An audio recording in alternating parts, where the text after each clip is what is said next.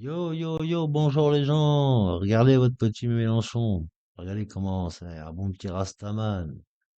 Vous allez voir ce qu'il dit, ce qu'il aimerait qu'on oublie. Ah là là là là. Écoutez bien ça. C'est du propre. Dont personne n'a rien à battre et tout ça. Mais ce qui compte, c'est ce qu'on va faire de ce pays. Voilà. Et dans ce pays, on va vivre ensemble et on ne se ramènera pas avec des fantômes qui se promènent dans la rue et qui interdisent qu'on les regarde. Ça, pas question. Berlin.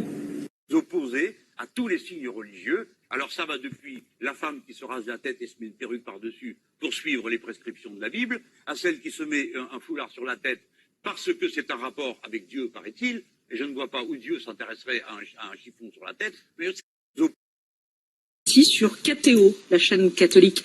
En mars 2015, vous avez déclaré le voile est un signe de soumission. Est-ce que vous le pensez toujours? Ah bon? Oui, mais je distingue. Soumission de la femme. Mais bien sûr que ça l'est du point de vue de mes convictions C'est juste personnelles. un débat entre Mme Le Pen Et je et M. m'efforcerai de Mélenchon où on a le convaincre droit de quelqu'un parler. qui viendrait apporter un voile de ne plus le porter. Mélenchon, Mais Monsieur je ne la Mélenchon. brutaliserai pas. Et je ne suis pas d'accord avec Du tout. que lorsque l'on veut être élu, je veux que tout le monde m'entende, eh bien il faut pouvoir représenter tout le monde. C'est donc une erreur de se présenter à des élections en affichant une appartenance religieuse qui rend impossible cette représentation du souverain dans son ensemble. Si c'est un traitement dégradant, alors c'est interdit. Ici, c'est la République. J'ai dit tout à l'heure. D'accord, J'ai dit, mais je veux dire, on peut pas se balader nu dans la rue, on peut pas tenir en Voilà. laisse quelqu'un. c'est ça qui compte.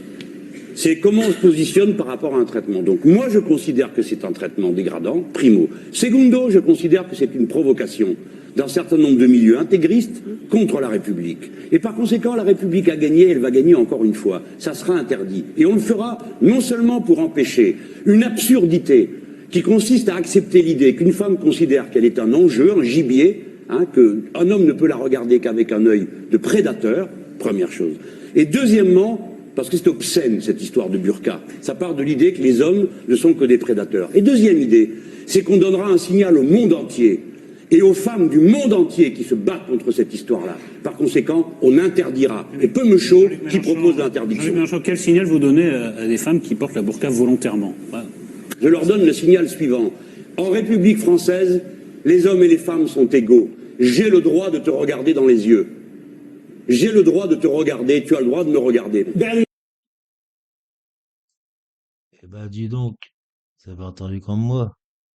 Il est contre le porte du voile, de la burqa. Et maintenant, il fait le mec, ouais, voter à gauche, contre le Front National.